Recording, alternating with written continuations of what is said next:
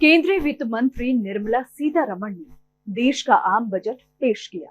इसके बाद पीएम मोदी ने बजट को लोगों के अनुकूल और प्रगतिशील बताया है। बजट में टैक्स स्लैब में कोई बदलाव नहीं किया गया है, जिससे मिडिल क्लास जरूर मायूस होंगे। जहां बजट पेश होने से पहले कई लोगों को ये उम्मीद थी कि आयकर में छूट मिलेगी, लेकिन ऐसा हुआ नहीं। जबकि टैक्स कलेक्शन में बढ़ोतरी हो रही है। डायरेक्ट टैक्स कलेक्शन में इजाफा हुआ है। इसके साथ ही टैक्स भरने के लिए सरल तरीका अपनाया जा रहा है। इसमें और क्या और कब तक बदलाव होंगे, इसे और सरल बनाने के लिए ऐसे ही तमाम सवाल आपके मन में भी जरूर होंगे। इन सभी सवालों के जवाब आप जानिए केंद्रीय प्रत्यक्ष कर बोर्ड यानी कि सीबीडीटी चेयरमैन जेबी महापात्र से, और देखिए जेबी महापात्र से हमारी खास बातचीत। वित्त मंत्री निर्मला सीतारमण ने अपना चौथा आम बजट पेश कर दिया है। ये खास तौर पे उस समय है जब चुनाव करीब हैं, लेकिन आम आदमी के लिए या फिर सैलरीड क्लास के लिए सबसे जरूरी होता है कि उसको क्या छूट मिली है। इन तमाम चीजों को लेकर के टैक्स पर क्या बदलाव किए गए हैं, क्या नया किया गया है, इस पर बातचीत करने के लिए हमारे साथ में जेबी महापात्रा सीबीडीटी चेयरमैन हमारे साथ मौजूद हैं। सर, न्यूज नेशन पे आपका बहुत बहुत स्वागत है। थैंक यू, नमस्कार। पहला सबसे इम्पोर्टेंट सवाल है कि सबसे पहले जो शुरुआत होती है इनकम टैक्स रिबेट को लेकर के होती है कि एक सैलरीड क्लास आम आदमी सबसे ज़्यादा टैक्स की जब बात करता है तो सोचता है कि कुछ इस बार इनकम टैक्स में छूट मिल जाए। तो इस बार देखा गया कि वित्त मंत्री निर्मला सीतारमण ने इनकम टैक्स के बारे में बहुत कुछ नहीं बोला और ना छूट मिल पाई। क्या कारण मान सकते हैं सर?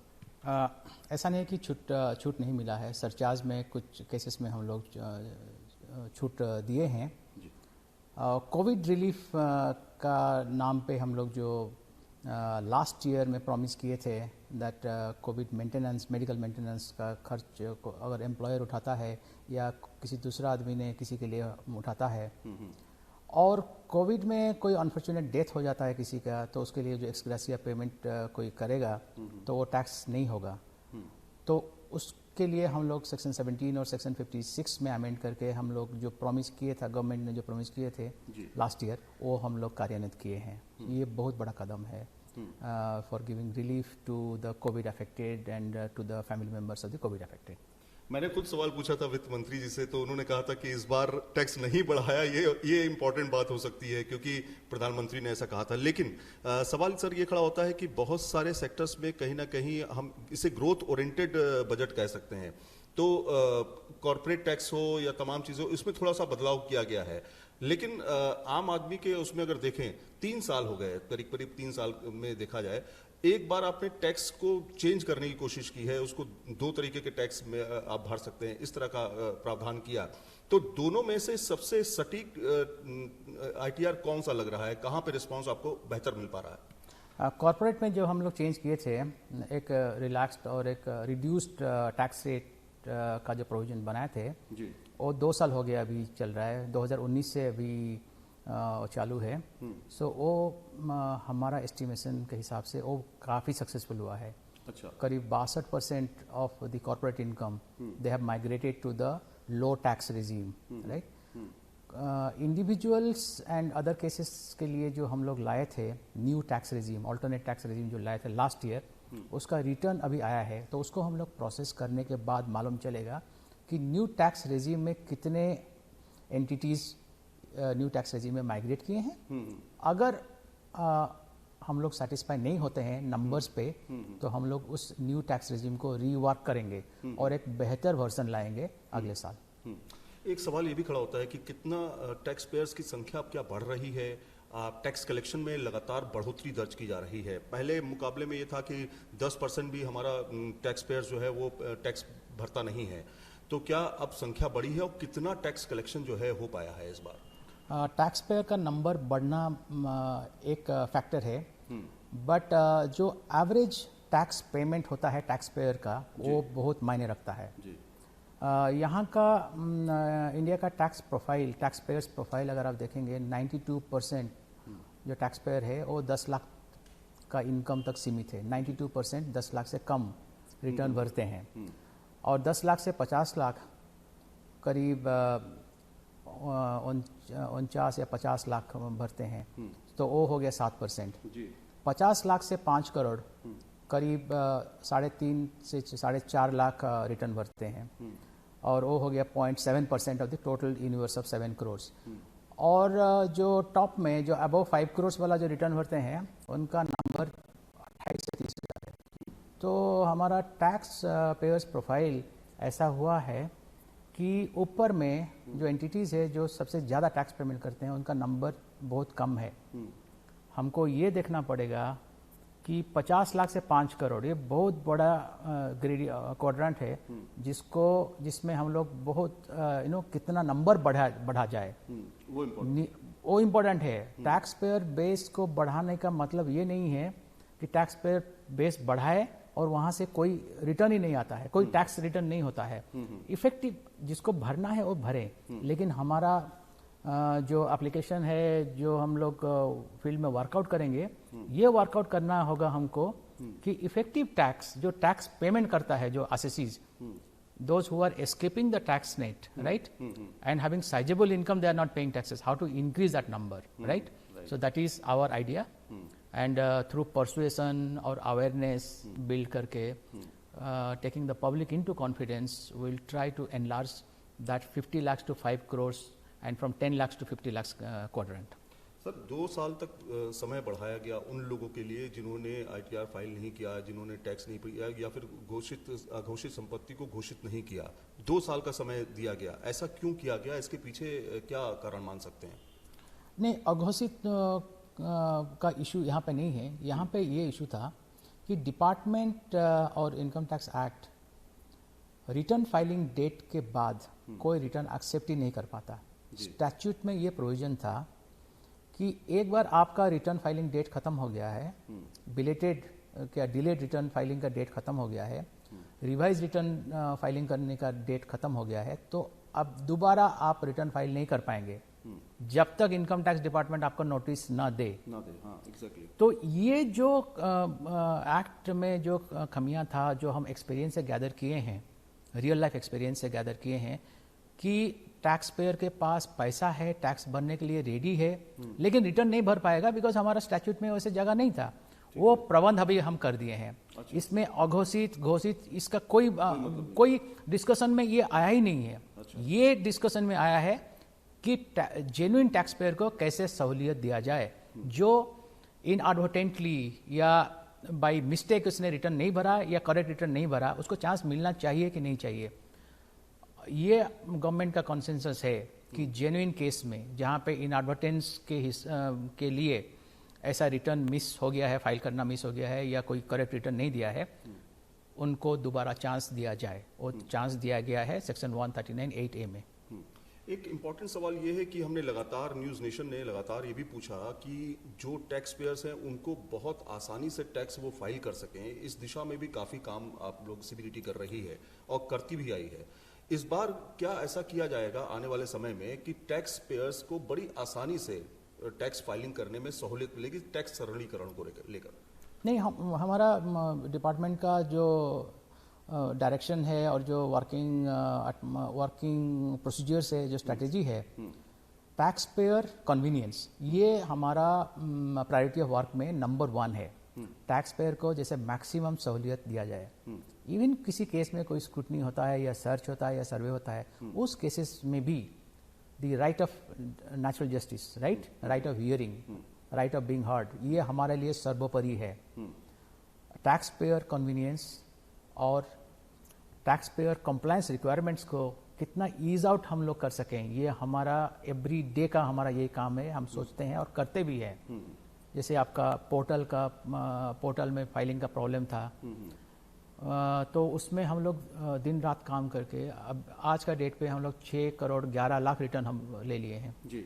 उसमें पोर्टल में अपलोड हुआ है। तो हर इशू को, जो प्रोसीजरल इशू हो या फाइलिंग इश्यूज हो या टैक्स डिटर्मिनेशन का इश्यूज हो, हमारे लिए टैक्स पेयर का सहूलियत और उनका कन्वीनियंस सबसे प्राइमरी इंपॉर्टेंस रखता है। अब बात करते हैं सर, चुनाव चूंकि करीब है, ऐसे में देखा यह गया है कि ब्लैक मनी जो है कहीं ना कहीं मूवमेंट करती है तमाम राज्यों में। 5 राज्यों में चुनाव हैं और मूवमेंट इसलिए कि ताकि मतदाताओं को रिझाया जा सके, उनको अपनी तरफ लाया जा सके। इसको देखते हुए चुनाव आयोग भी काफी काम कर रहा है, लेकिन इनकम टैक्स डिपार्टमेंट सीबीडीटी इसके लिए क्या कर रहा है, कैसे मॉनिटरिंग कर रहा है ताकि इसको इफेक्ट ना हो चुनाव को?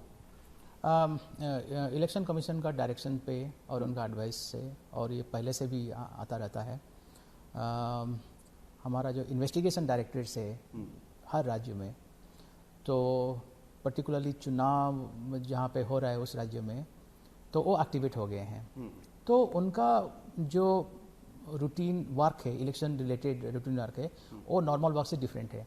तो उसमें 24/7 कॉल सेंटर रखना, हेल्प डेस्क रखना, स्टेट कंट्रोल रूम के साथ कोऑर्डिनेशन करना, एयर इंटेलिजेंस यूनिट को सर्विलेंस में डालना, अदर लॉ इन्फोर्समेंट एजेंसीज के साथ कोऑर्डिनेट करना, कैश सीजर अगर कहीं हुआ है, कहीं मिला है तो उसको कैश सीजर करना, और एक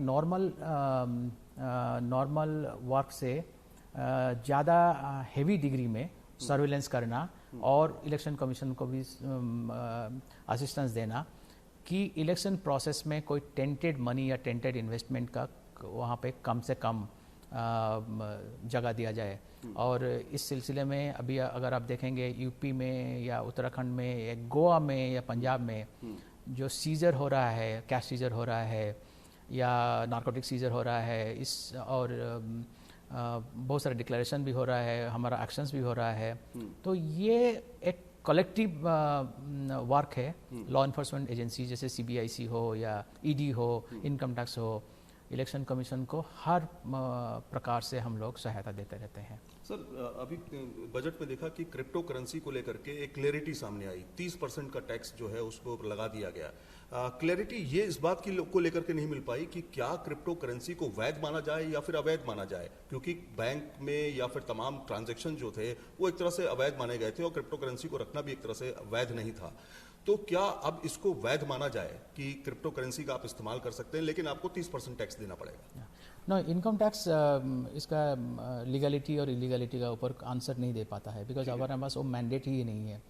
तो हम लोग इनकम टैक्स डिपार्टमेंट इसी चीज क्रिप्टो ट्रेडिंग में प्रॉफिट अगर हुआ और टैक्स करता है, टैक्स ही कर सकता है, उसके अलावा कुछ नहीं कर सकता है, राइट। लीगलिटी का ऊपर आंसर देने के लिए आपको दूसरा एजेंसी, दूसरा डिपार्टमेंट जब नेशनल रेगुलेशन बनेगा तब उसको आंसर दे सकता है।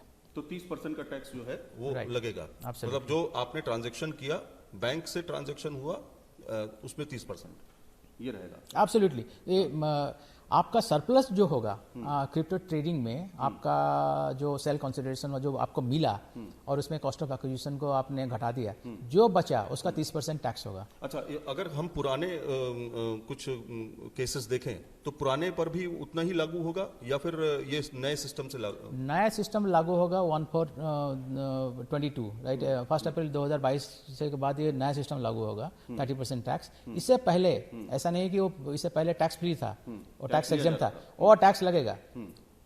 वो प्रोफेशनल एडवाइस लेके जो इन्वेस्टर्स हैं या जो ट्रेडर्स हैं जो काम किए हैं तो अपना वो डिक्लेयर करें, 30% से भी डिक्लेयर कर सकते हैं। कैपिटल गेन्स भी उनका अगर एडवाइस है तो उसका ऊपर डिपेंड करता है क्या सिचुएशन है। बट कहना मेरा शॉर्ट पॉइंट ये है कि 1/4/22 से पहले जो भी ट्रेडिंग हुआ था उसका प्रॉफिट ऑल्सो इज टैक्सेबल।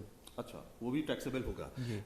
एक दो आखिरी सवाल मेरे रहेंगे। पहला तो ये कि विदेशों में जमा काला धन, ये एक बड़ा इशू रहता है, हमेशा ये उठता है और हर बार इसको उठाया जाता है, लेकिन उसमें कंक्रीट जवाब नहीं मिल पाता है कहीं से भी। कितना कलेक्शन हो पाया है, क्या हो पाया है, और किस तरह से सीबीडीटी जो है और आयकर विभाग इस पर नजर गड़ाए हुए है, क्योंकि विदेशों में काला धन हमेशा एक हॉट पॉइंट रहा है। देखिए, ऐसा है कि अपने पास जो भी इंटरनेशनल सोर्सेज से जो भी इंफॉर्मेशन आया है, तो अगर हम उसको गिनाए तो इसमें 3-4 है बेसिकली। ICIJ का सोर्स, HSBC का जो लीक, पनामा पेपर्स, अभी पैंडोरास पेपर, ये सब 4 बड़े बड़े थे।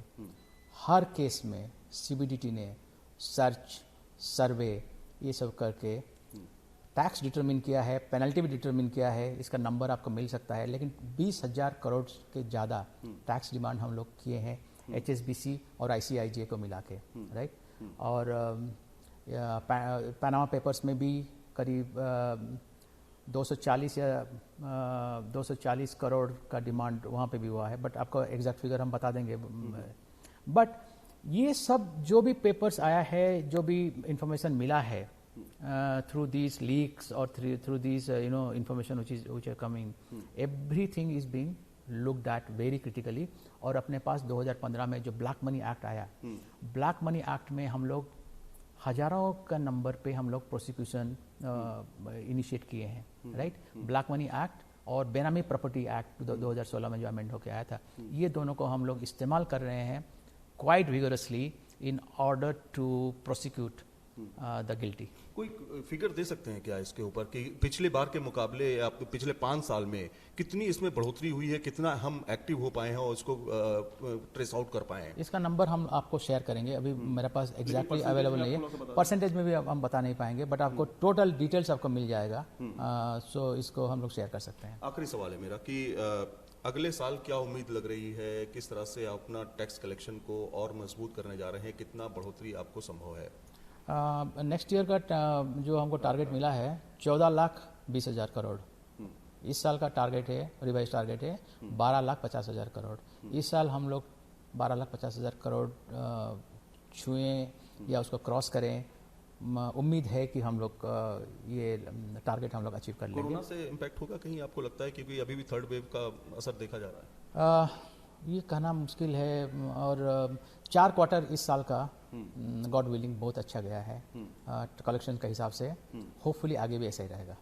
न्यूज़ नेशन से बातचीत करने के लिए बहुत बहुत शुक्रिया। Thank you.